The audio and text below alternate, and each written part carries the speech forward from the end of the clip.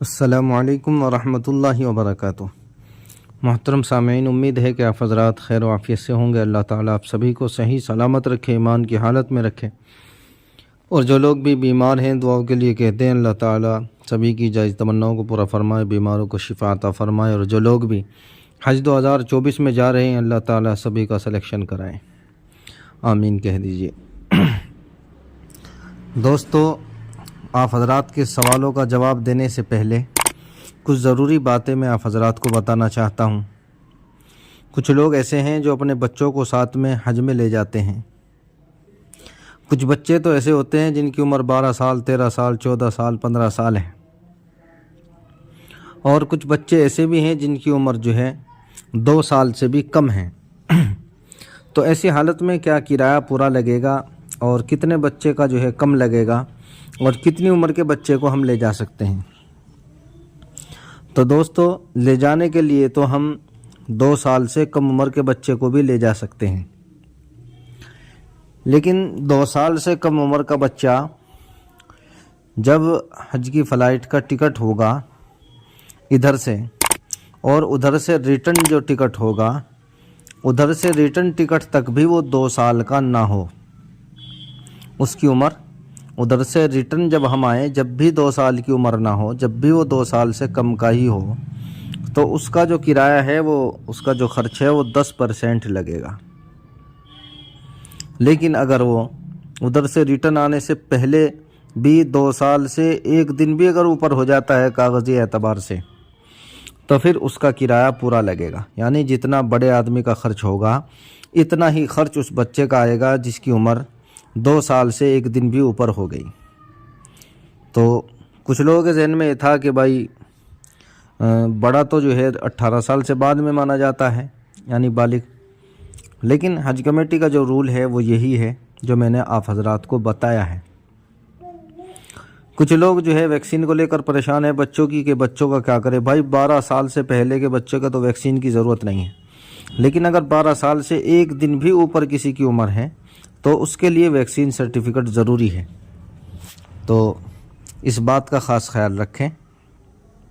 बहुत से लोगों के वैक्सीन सर्टिफिकेट तो हैं लेकिन उनमें नाम गलत है, नाम सही नहीं है, मोबाइल नंबर गलत है।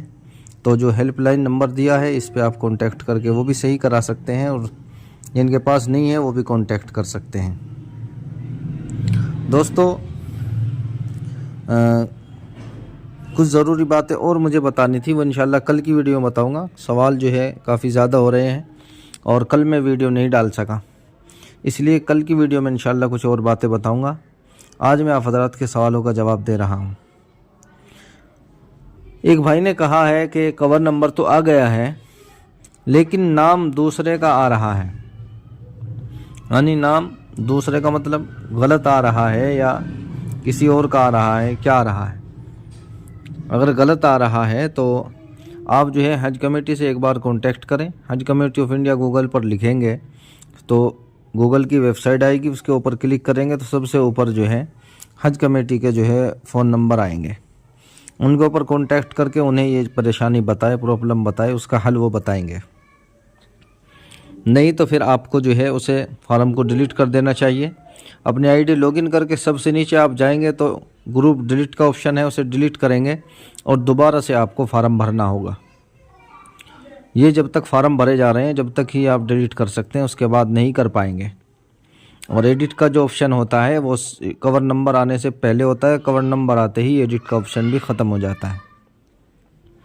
एक भाई ने सवाल किया है, अस्सलाम वालेकुम सलाम, मैं हैदराबाद से हूँ, मेरा कवर नंबर आ गया है अल्हम्दुलिल्लाह, और आप मेरे सिलेक्शन के लिए दुआ करें। भाई हम तो सभी के लिए रोज़ाना दुआ करते हैं, अल्लाह ताला सभी का सिलेक्शन करा दे। एक भाई ने कहा, अस्सलाम वालेकुम अस्सलाम व रहमतुल्लाह, अब्दुल खालिक कंडावा MP से हूँ, मुझे हज कमेटी ऑफ इंडिया से SMS आया है आपका एप्लीकेशन कंप्लीट हो चुका है और आपको डॉक्यूमेंट हज कमेटी के पास जमा नहीं हुए हैं। भाई डॉक्यूमेंट अभी जमा नहीं हुए हैं, डॉक्यूमेंट जो है भी जमा होंगे, उसके बारे में अभी ऐलान नहीं आया है। जब ऐलान आएगा तो हम आप हज़रात को बताएंगे। एक भाई ने कहा है कि अस्सलाम वालेकुम सलाम भाई, कवर नंबर अब तक नहीं आया। 18 तारीख में मैंने फार्म भरा था भाई, कवर नंबर वाले 12 तारीख तक इंतज़ार करें, 12 तक ना आए तो फिर जो है बताएं। एक भाई ने कहा कि मैं मध्य प्रदेश नरसिंहपुर से हूँ, 6 दिसंबर को किया था, अभी तक कवर नंबर नहीं आया। एक भाई ने कहा कि मैं कहना चाहता हूं कि 70+ कैटेगरी डायरेक्ट सेलेक्ट होते हैं तो 60 से 69 के डायरेक्ट क्यों नहीं होते? क्या ये बूढ़े नहीं हैं? 70 के होने का इंतज़ार करें। भाई वो तो एक लिमिट लगा दी गई है, अगर वो लिमिट 69 पे लगा देते फिर जो है 68 वाले बात कहते, 65 पे लगा देते, 67 वाले बात, 66 वाले बात कहते, तो ये बात तो वो कहते ही कहते। इसलिए ये 70 के ऊपर कैद लगा दी गई है। और आप हजरात भी बूढ़े ही हैं, लेकिन उनके लिए ये कानून नहीं है। इंशाल्लाह आप भी जाएंगे, और अगर आप डायरेक्ट जाना चाहते हैं तो फिर 70 का होने का इंतज़ार करें।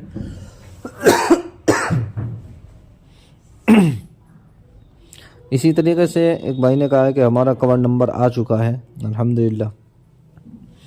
एक भाई ने कहा हाजी साहब अस्सलाम वालेकुम, हम कर्नाटक से हैं, हमारा कवर नंबर आ गया है, सुभान अल्लाह। एक भाई ने कहा है कि बस की टाइमिंग क्या रहती है? भाई हरम तक जो अजीज़िया से बस जाती है वो 24 घंटे चलती है। किसी भी वक्त आधी रात भी आप अगर बाहर निकलेंगे तो आपको बस खड़ी हुई मिलेगी और वो आपको लेकर के जाएगी। भरने का भी इंतज़ार नहीं करेगी कि पूरी भर जाए, बल्कि जहाँ 2-4 आदमी होंगे तो फ़ौरन वो आपको लेकर के जाएगी, उधर से भी और इधर से भी।